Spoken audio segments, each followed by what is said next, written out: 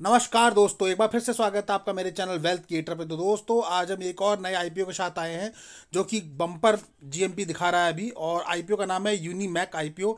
Basically अगर हम इस यूनीमैक की बात करें दोस्तों, तो ये कंपनी जो है एरोस्पेस में काम करती है। इस वीडियो में जानेंगे आईपीओ की डिटेल, प्राइस बैंड क्या है, आईपीओ का इशू साइज क्या है टोटल। बात करें दोस्तों, तो ये जो है टॉप ग्लोबल मैन्युफैक्चर है एरोस्पेस का, पावर जनरेशन का और सेमीकंडक्टर इंडस्ट्री का। तो बात करेंगे इसके फाइनेंशियल और फंडामेंटल कैसे हैं कंपनी के, और कंपनी पे जो जीएमपी डिमांड है वो कितनी बढ़ गई है, क्या चल रहा है जीएमपी डिमांड, कंपनी किस किस सेक्टर में काम करती है, और इस आईपीओ में अप्लाई करना है या अवॉइड करना है। पर उससे पहले वीडियो को लाइक से और सब्सक्राइब करना बिल्कुल ना भूलिए दोस्तों। तो आइए वीडियो में आगे बढ़ते हैं और बात कर लेते हैं यूनीमैक एरोस्पेस मैन्युफैक्चरिंग जो कंपनी है उसकी। सबसे पहले बात करेंगे इंपॉर्टेंट डेट्स क्या होने वाली इस आईपीओ, कब आपको देखने को मिलेगा ये आईपीओ। तो दोस्तों बता दें, ये आईपीओ आपको इसी 23 तारीख से, यानी कि मंडे से ओपन होता हुआ दिख रहा है, कल से। तो 23 तारीख से लेकर 26 तारीख के बीच में आपको दिखाई देगा। फेस वैल्यू रखी गई है ₹5 पर शेयर।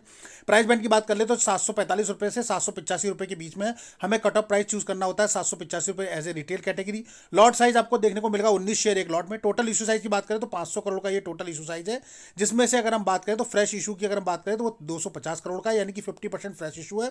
और बाकी का 250 ऑफर फॉर सेल है, यानी कि प्रमोटर अपनी हिस्सेदारी बेच रहे हैं। वो यही बीएससी एनएससी दोनों पे लिस्टेड होता हुआ आपको दिखाई देगा। बात करें रिजर्वेशन चार्ट की, तो रिजर्वेशन चार्ट में क्यूआईबी के लिए देखेंगे आप तो 50% का पोर्शन कंपनी ने रखा है। रिटेल कैटेगरी के 35% है और एचएनआई कैटेगरी के लिए 15% रखा गया है। तो रिटेल के लिए काफ़ी अच्छा पोर्शन है, 35%। मोस्टली आईपीओ में 10% या 15% तक रहता है। अब बात कर लेते हैं यूनीमैक कंपनी क्या काम करती है दोस्तों, किस सेक्टर में काम करती है, क्या क्या इसके हैं, तो ये हम जानेंगे डिटेल से। तो देख लेते हैं, अगर हम बात करें इस कंपनी की, तो ये कंपनी आपको यूनीमैक एरोस्पेस एंड मैन्युफैक्चरिंग लिमिटेड के नाम से, जो कि इनकॉर्पोरेट हुई थी 2016 में। अगर हम बात करें तो कंपनी जो है Unitech aerospace and manufacturing limited है, जो कि इंगेज है मैन्युफैक्चरिंग और कॉम्प्लेक्स टूल्स लाइक जो आप कहेंगे मशीनरी असिस्टेबल होते हैं, जो होते हैं इलेक्ट्रो मशीनरी सिस्टम जो होते हैं, जो जहाज में लगते हैं, and component of the aerospace engine में जो लगते हैं वो, और एयर फ्रेम जो होता है प्रोडक्शन के लिए, वो सब इसमें बनाती है। बात करें तो कंपनी जो है इंजीनियरिंग सोल्यूशन प्रोवाइड करती है। स्पेशलाइजेशन अगर इसका देखें तो मैन्युफैक्चरिंग ऑफ कॉम्प्लेक्स प्रोडक्ट बनाती है, जैसे कि बुल टू प्रिंट या फिर बुल टू स्पेसिफिकेशन, जैसे कि ऑफरिंग द इन्वॉल्व मशीन हो गया, फैब्रिकेशन हो गया, असेंबली का काम हो गया, असेंबलिंग टेस्टिंग हो गया। उसके अलावा create new product based on the specify requirement of the client, जो इसके क्लाइंट की रिक्वायरमेंट होती है। बेसिक क्लाइंट कौन से सेक्टर के हैं? The aerospace sector, defence sector, energy sector और सेमी कंडक्टर इंडस्ट्री। तो बेसिकली जो इसका यूज़ होता है, जो भी ये बनाती है दोस्तों, जो भी ये पार्ट्स बनाती है, उसका जो यूज़ होता है वो मेजरली 3 इंडस्ट्री में आपको देखने को मिलेगा। जिसमें कि आप देखेंगे तो एरोस्पेस जो इंडस्ट्री है उसमें दिखाई देगा आपको, डिफेंस में दिखाई देगा आपको, एनर्जी में दिखाई देगा और सेमीकंडक्टर में दिखाई देगा। 4 इंडस्ट्री में मेजर कंट्रीब्यूशन है। तो एरोस्पेस की कंपनी है, तो एरोस्पेस तो बनाती है, उसको हम काउंट नहीं करते हैं। पर अगर बाकी के 3 देखें तो पहले आपको डिफेंस देखने को मिलेगा, जो कि काफ़ी इंपॉर्टेंट सेक्टर होता है।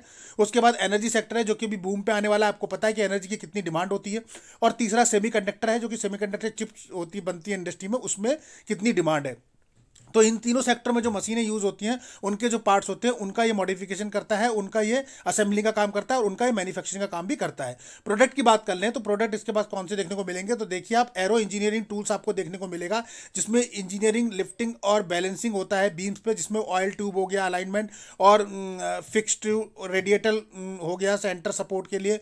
तो ये स्टेप से बनाता है। एयर फ्रेम टूल्स की बात करें तो वो आपको देखने को मिलेगा, जिसमें कि असेंबली का हो गया, ड्रिल का हो गया, एयर फ्रेम हो गया, असेंबली प्लेटफॉर्म्स हो गया, ये सारा कुछ बनता है। वहीं प्रिस्क्रिप्शन पार्ट्स की अगर हम बात कर लें तो मिसाइल्स के कंपोनेंट जो होते हैं, जैसे मैंने बोला था डिफेंस के लिए, तो मिसाइल के जो कंपोनेंट होते हैं या मिसाइल के जो इंपॉर्टेंट पार्ट्स थोड़े होते हैं, वो सब ये मैन्युफैक्चरिंग करती है। उसके बाद सब सिस्टम की अगर हम बात करें तो रॉकेट में जो लगता है या एचएमसी सीडीए में जो लगता है, उसका भी ये बनाता है। तो यानी आप समझ सकते हैं कि डिफेंस में इसका कितना मेजर रोल है, जहां की इसका कंट्रीब्यूशन दिखाई दे रहा है। वहीं कंपनी की स्ट्रेंथ की बात करें, कंपनी की पॉजिटिव चीज़ें क्या है, तो एडवांस मैन्युफैक्चरिंग कैपेबिलिटीज़ है इसके पास। अगर आप देखेंगे तो driving high precision engine solution ये प्रोवाइड कराता है, यानी कि इसके जो इंजन के पार्ट्स है वो हाई सोल्यूशन बेस पे रहते हैं। डिजिटल फर्स्ट मैन्युफैक्चरिंग कंपनी है, जो कि रोबोटिक इंफ्रास्ट्रक्चर फैसिलिटी प्रोवाइड कराती है और अपने ऑपरेशन को स्ट्रीमलाइन कर रही है। उसके अलावा देखेंगे तो स्टेबल प्लेयर है ये, unique capability in the sector with the high barriers to entry. उसके अलावा आप देखेंगे तो एक्सपोर्ट ड्राइविंग प्लेयर है ये, और ग्लोबली जो है डिलीवरी सर्विस मॉडल भी इसके पास है। उसके अलावा देखेंगे तो आप देखेंगे रोबस्ट वेंडर इकोसिस्टम इसके पास अवेलेबल है। उसके अलावा स्ट्रॉन्ग सब कोऑर्डिनेटर्स मैनेजमेंट इसके पास है। उसके अलावा प्रूवन एग्जीक्यूशन कैपेसिटीज़ इसके पास है। अगर आप देखेंगे तो एक्सपीरियंस और जो मैनेजमेंट टीम है इसकी काफ़ी कैपेबल है। उसके अलावा स्ट्रॉन्ग इम्प्लीमेंटेशन स्किल्स और ऑपरेशन इफिशिएंसी है, मतलब इफिशिएंसी इसकी ऑपरेशन की काफ़ी अच्छी है। तो ये सारे पॉजिटिव पॉइंट है जिसके बेस पे कंपनी काफ़ी स्ट्रॉन्ग दिख रही है। अब बात कर लेते हैं दोस्तों कंपनी के फाइनेंशियल फंडामेंटल, क्योंकि कंपनी के फाइनेंशियली बताते हैं कंपनी कितनी स्ट्रांग है। बिकॉज कंपनी के बारे में हमने जान लिया है कि कंपनी क्या करती है, इसका सेक्टर कितना बूम का है, लेकिन अब जानेंगे फाइनेंशियल लास्ट 3 ईयर्स के 22, 23, 24। और कंपनी ने एक सितंबर हाफ ईयरली तक का फाइनेंशियल दे रखा है 2024 तक का। सितंबर 2024 तक की बात करें तो कंपनी के पास एसेट 509 करोड़ के थे, 127 करोड़ का रेवेन्यू है। प्रॉफिट आफ्टर टैक्स जो देखेंगे वो 38 करोड़ है, 390 करोड़ की नेटवर्थ है, 113 करोड़ के लगभग रिजर्व कंपनी पे है, और बोरिंग 74 करोड़ है। तो रिजर्व कंपनी पे ज्यादा है इन टर्म्स ऑफ बोरिंग की कंपेरिजन में, यानी ये कैशिश कंपनी पहले से ही दिख रही है आपको। अब बात कर लेते हैं लास्ट 3 ईयर के 22, 23, 24 में। तो अगर एसिड की आप बात करेंगे तो 56 करोड़ के थे 22 में, 23 में बढ़ के हो गए 93, 24 में बढ़ के हो गए 175 और भी 509। तो यहाँ एक्सीलेंट ग्रोथ कंपनी ने दिखाई है, 3 साल के अंदर 56 करोड़ से 509 करोड़ के एसिड क्रिएट कर लिए है। तो काफी अच्छी ग्रोथ दिख रही है आपको। रेवेन्यू पीस की आप बात करो तो वहां भी अच्छी ग्रोथ दिखेगी, 37 करोड़ था 22 में, 23 में 94 करोड़, 24 में 213 करोड़। तो लगभग 3 साल में 37 करोड़ से 213 करोड़ की जर्नी कंपनी ने रेवेन्यू में करी है। अच्छा जनरेशन दिया रेवेन्यू का। प्रॉफिट आफ्टर टैक्स की बात करें तो वहां आपको 3 करोड़ 40 लाख के लगभग था 22 में, 23 में 22 करोड़ हो गया, और फिर 58 करोड़ के लगभग 24 में हो गया। यहां भी कंपनी ने ईयर बाय ईयर ग्रोथ दी है। नेटवर्थ भी कंपनी ग्रोथ में रही है, 27 करोड़, 48 करोड़ और 108 करोड़, आज की डेट में 390 करोड़। 27 से 390 की जर्नी 3.5 साल में। रिजर्व कंपनी के पास 26 करोड़ था, फिर 47 और 86, आज की डेट में 113 करोड़ है। बोरिंग्स की बात करें तो 17 करोड़ का था 22 का, 28 का और 74 का। बोरिंग का इंक्रीजिंग ट्रेंड में है। ये कंसर्न बनता है कभी भी अगर उधारी कंपनी की जो है इंक्रीजिंग ट्रेंड में रहती है, पर यहाँ कंसर्न नहीं बनेगा। बिकॉज मैंने पहले भी बोला कि कंपनी जो है वो कैश कंपनी के पास पहले से रिजर्व और सरप्लस काफी अच्छा है, यानी जब चाहे तो कंपनी अपनी उधारी देनदारी को खत्म कर सकती है। तो रेड फ्लैग में नहीं है यहाँ कंपनी कि जहां हमें बोरिंग इंक्रीजिंग ट्रेंड में दिख रहा हो, थोड़ा कंसर्न बन रहा हो। बिकॉज कंपनी पे रिजर्व देखेंगे तो 113 करोड़ के हैं, और वहीं उधारी कंपनी पे केवल 74 करोड़ की है। तो ऐसी कंपनी जहां कैश रिच वो कंपनियां होती हैं जिसमें रिजर्व और सरप्लस जो होता है उसके पास काफी होता है, जिससे कि वो अपनी उधारी भी कभी चुका सकते हैं। तो यहाँ दिख रहा है आपको 113 करोड़ का है, तो ये कैश रिच कंपनी आएगी।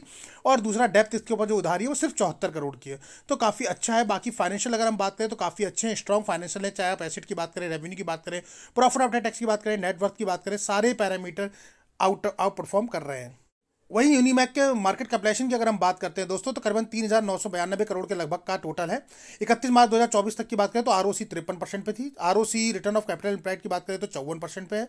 डेब्ट टू इक्विटी की बात करेंगे तो 0.32% है, जो कि मैंने बोला 1 से नीचे है। और देखिए आरओई मतलब रिटर्न ऑफ इक्विटी और रिटर्न ऑफ कैपिटल एम्प्लॉयड दोनों ही एक्सीलेंट है, सुपर एक्सीलेंट कह सकते हैं आप, क्योंकि 15% से ऊपर काफी अच्छा माना जाता है इंडस्ट्री में, और यहाँ 50% से ऊपर है दोनों, तो काफी अच्छा है। डेब्ट टू इक्विटी कंसर्न नहीं है, बिकॉज मैंने पहले ही बोला था 1 से नीचे है, गुड है, यानी 0.32 पे ही है। R1W देखिए रिटर्न ऑफ नेटवर्थ कितना अच्छा है, 53%, यानी ये भी 50% से ऊपर है, एक्सीलेंट है। मतलब इसकी जो फंडामेंटली कंपनी काफी स्ट्रांग दिखाई दे रही है। ईपीएस की बात करेंगे तो 12 है, 12.91 वो सॉरी 19, और पोस्ट आईपीओ के बाद 15 हो जाएगा। पी काफ़ी हाई है, 64.37 है प्री आईपीओ, और आईपीओ आने के बाद 51 के लगभग हो जाएगा। तो कंपनी ने वैल्यूएशन थोड़ा सा हायर साइड में मुझे लगता है डिमांड करी है, और मुझे ऐसा लग भी रहा है कि फेयर वैल्यूएशन तो नहीं दिख रहा है, पर लेकिन फिर भी कंपनी की डिमांड अच्छी है, कंपनी स्टेबल है, तो कंपनी प्रॉफिट में है। तो मुझे लगता है कि जो है लिस्टिंग गेन भी काफ़ी अच्छा जाने वाला है। पर हाँ, ये कह सकते हैं कि डिमांड थोड़ी सी हाई करी है। फंडामेंटली कंपनी दोस्तों काफ़ी स्ट्रांग है, फाइनेंशियली भी कंपनी काफ़ी स्ट्रांग है, यानी फाइनेंशियल फंडामेंटल में नो डाउट अभी तक के जो कंपनी ने अपने परफॉर्मेंस दिखाई है पिछले 3 साल में, अगर ऐसी ही चलती तो काफी अच्छा लॉन्ग टर्म में सस्टेन करेगी कंपनी। और कंपनी का काम भी बड़ा यूनिक है, आपको दिख रहा है कि डिफेंस सेक्टर में कितना बड़ा इसका काम दिखाई दे रहा है। ऑब्जेक्टिव ऑफ इशू की अगर हम बात करें वो क्यों लाया है, तो कंपनी को फंडिंग और वर्किंग कैपिटल की रिक्वायरमेंट है, और उसके लिए कंपनी को परचेज करना है मशीनरी और इक्विपमेंट परचेज करना है कंपनी को, यानी कि सही है, ग्रोथ के लिए जा रहा है पैसा। फंडिंग वर्किंग कैपिटल रिक्वायरमेंट है कंपनी को, उसके अलावा इन्वेस्टमेंट मटीरियल सब्सिडी के लिए चाहिए, परचेज फॉर द मशीनरी और इक्विपमेंट के लिए कंपनी को पैसा चाहिए, फंडिंग वर्किंग कैपिटल रिक्वायरमेंट के लिए कंपनी को पैसा चाहिए, और रीपेमेंट प्रीपेमेंट जो उसका बोरिंग है, कर्टन बोरिंग बैंक से कोई और उधारी देनदारी, उसको भी कंपनी इस आईपीओ के थ्रू खत्म करने जा रही है। तो उसके अलावा लास्ट है जनरल कॉर्पोरेट पर्पस। तो कंपनी आप देख रहे हैं किस पर्पस से लेकर आई है अपना आईपीओ, यानी कंपनी को आकर ग्रोथ के लिए पैसा चाहिए, मशीनरी चाहिए, नए इक्विपमेंट चाहिए, मटेरियल सब्सिडी के लिए पैसा चाहिए, और अपने डेप्थ को कम करना है। अब बात कर लेते हैं ग्रे मार्केट प्रीमियम की दोस्तों। ग्रे मार्केट में क्या डिमांड चल रही है, तो जीएमपी में काफी अच्छी डिमांड दिखाई दे रही है अभी।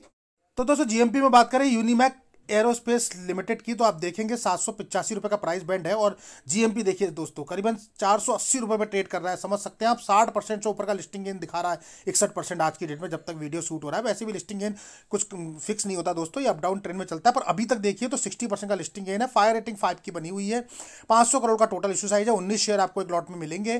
23 दिसंबर को ओपन होगा, यानी कि सोमवार मंडे से ये ओपन होने जा रहा है और 26 दिसंबर यानी कि वेडनेसडे को ये आईपीओ क्लोज हो जाएगा। 27 दिसंबर को अलॉटमेंट पता लगेंगे आपको थर्सडे में, और मंडे को यानी 31 को फिर से लिस्टेड होता हुआ दिखाई देगा आपको एनएससी बीएससी दोनों पे।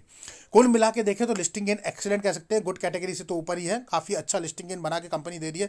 जनरली हमारा क्राइटेरिया 20 से 30% का होता है जिसमें हम सोचते हैं सेफर है, पर यहाँ कंपनी 60% से भी ऊपर का लिस्टिंग गेन दे रही है, तो आप समझ सकते हैं कि एक्सीलेंट कैटेगरी। बाकी कंपनी के फाइनेंशियल फंडामेंटल काफी स्ट्रॉग है, तो वहां भी कंपनी का एक अच्छा स्कोप बन रहा है। एक लॉट पे अगर देखिए कितना हमें प्रॉफिट हो रहा है दोस्तों, तो 9,120 रुपए एक प्रॉफिट पे आपको आज की डेट में बनते हुए दिख रहे हैं, यानी कि 15,000 लगाने के बाद आप समझे कि 9,120 मिल रहे हैं। जैसे कि 480 रुपए जीएमपी है और 19 शेयर आपके पास है, तो 480 इंटू 19 मतलब 9,120 रुपए आज की डेट में बन रहे हैं। 15,000 आप लगा रहे हैं तो 9,120 एक्स्ट्रा इसमें आप जोड़ लीजिए, यानी आज की डेट में अगर लिस्ट हो रहा है तो 24,000 रुपए आपको बना के दे रहा है 15,000 में, तो 15,000 के एवज में 24,120 पहले ही दिन आपके इन्वेस्टमेंट पे बनते हुए दिख रहे हैं। तो काफी अच्छा आईपीओ, नो डाउट, मतलब इसमें तो कोई डाउट ही नहीं है कि इसमें हम अप्लाई करें या अवॉइड करें। जनरली हम इसमें अप्लाई करेंगे बिकॉज कंपनी के फाइनेंशियल फंडामेंटल काफी अच्छे हैं और कंपनी का ग्रोथ काफी अच्छा है और कंपनी का लिस्टिंग गेन भी काफी अच्छा है एज यूजुअल अभी तक अगर देखें तो। बिकॉज मार्केट में अगर नेगेटिव ट्रेंड है तो मे भी हो सकता है अप डाउन जाए, पर जिन लोगों को लॉन्ग टर्म के लिए करना है डेफिनेटली कंपनी काफी अच्छी है, फाइनेंशियल फंडामेंटल काफी अच्छी है। फिर भी दोस्तों हम बता दें कि यहाँ कोई भी आपको बाय सेल का या फिर आईपीओ में अप्लाई करने का रिकमेंडेशन हमारी तरफ से नहीं दिया जाता है। सारे वीडियो हम नॉलेज पर्पज से बनाते हैं, जहां हम कंपनी के बात करते हैं फाइनेंशियल फंडामेंटल कंपनी के कैसे हैं, बात करते हैं ग्रे मार्केट में कंपनी की क्या डिमांड चल रही है, इन सब पॉइंट्स को एनालाइज करके आपके सामने रखते हैं सो दैट कि आपको डिसीजन लेने में मदद मिल पाए। अब फाइनल डिसीजन आपका ही होगा या फिर आप अपने वित्तीय सलाहकार से भी मदद ले सकते हैं इस बारे में, लेकिन हमारी तरफ से आपको कोई भी बाय और सेल का रिकमेंडेशन या किसी आईपीओ में अप्लाई करने का रिकमेंडेशन नहीं दिया जाता है। तो दोस्तों अगर वीडियो पसंद आए तो उसको लाइक शेयर और सब्सक्राइब करना बिल्कुल ना भूलिए। मिलते हैं अपने ऐसे ही अगले वीडियो में, तब तक के लिए नमस्कार।